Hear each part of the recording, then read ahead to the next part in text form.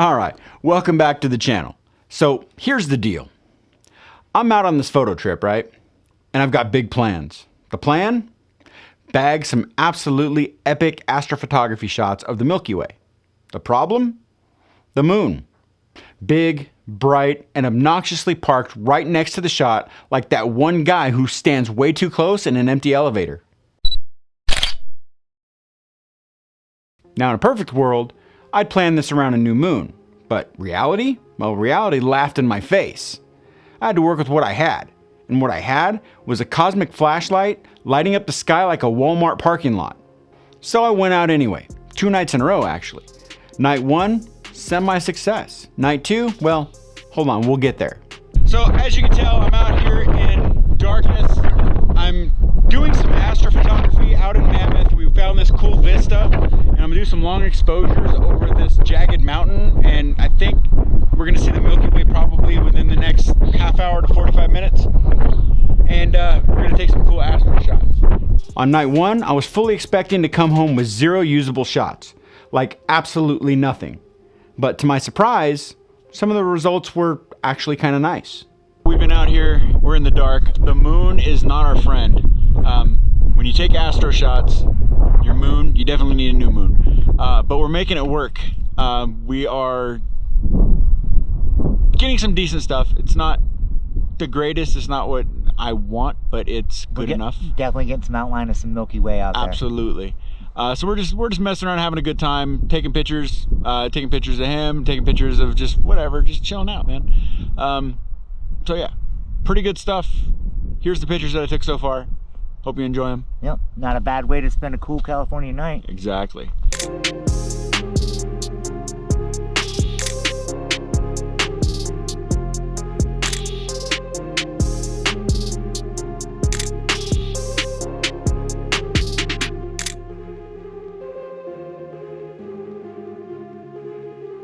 Here's what I was dealing with. The moon, right there. Milky Way, right there. My options? Get creative. I started playing with light painting. A second or two of foreground illumination in a 10-second exposure? Well, at first, disaster. Looked like I was auditioning for a UFO landing pad. But after a few tries, I figured it out. Then I turned the camera vertical, cropped out the moon, and kept only a bit of glare. And boom, problem solved. Sort of. Night 2? Oh boy. So the moon decided it was going to be dead center in front of the Milky Way for most of the night. The result? 1. Count it, 1 usable shot. And that was before the sun even dipped below the horizon.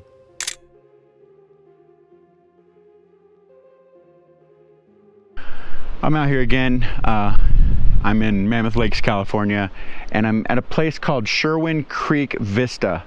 And we were here the other night shooting some astro, and obviously it's really difficult to shoot astro when the moon is out, especially when it's 3/4 of the way full. However, we got it done. It wasn't as good as I had hoped, wasn't as good as I wanted, but I was able to get some shots. So what we're doing tonight is I'm gonna try to get some better shots. The moon is in a different position. The Milky Way should pass the moon to the right. It should come just over these mountains right here, and the moon should stay where it's at. So I should be able to go into portrait mode, cut the moon out, and get the shot that I need, or the shots that I need. However, doesn't mean that I'm gonna, but I'm gonna try. So that's what I'm doing tonight. Hopefully I get the shots that I want. I'm not sure how well the camera can see this since it is a GoPro. So here's what we're looking at. As you can tell, the moon is right there. The moon is right on the Milky Way right now. However, the moon should continue going this way, while the Milky Way should go this way, so I might be able to catch it. Now the other night we pretty much had the same situation. The moon was on the right, Milky Way was on the left. I had to go into portrait mode, and then I had to shield part of the camera just to be able to get the shot. So we'll see what we get. Oh, and did I mention the wind was howling, it was freezing, and there was a mountain lion. Yeah, a mountain lion. It was hanging out about 200 feet away, which is a great way to turn your relaxing photo session into an episode of Man vs. Food, but you're the food. All right, so there was a guy here a couple minutes ago talking about how he just saw a mountain lion over in this area. So let's hope for the best here. Let's hope that I don't become dessert. So I'm sure dinner already happened. So let's hope that I'm still good. All we can do is what we can do, you know? Comes right with the territory, comes with the job. We're out here taking risks.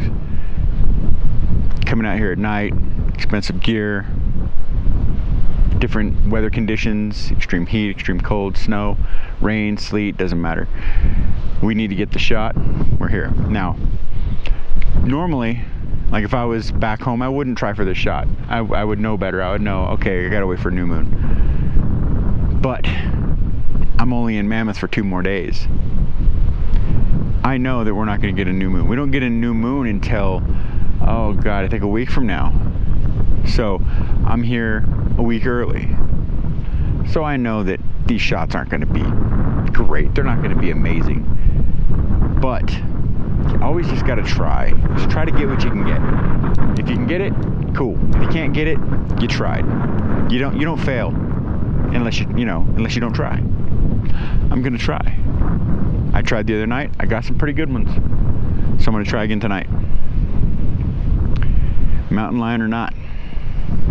So yeah, I packed it up, went back to the condo, and lived to see another day. So the final thoughts. Can you shoot the Milky Way with a 3/4 moon? Well, technically, yes. Should you? Well, only if you like your stars looking like they're shot through a hazy Instagram filter. You know, the moon adds so much light pollution that you lose a lot of the colors and detail in the Milky Way. From now on, I'm sticking to the new moon phase. But hey, what do you think? Have you tried shooting astro under a bright moon? Let me know down in the comments. I'm curious if anyone else was able to get some usable shots. Remember to smash that like button, subscribe if you're new, and click the bell for future videos. Also visit my website, jeff-gresham.com, to pick up my Lightroom presets, as well as my upcoming photo prints. And until next time, get out there and shoot. I'll see you soon. Later.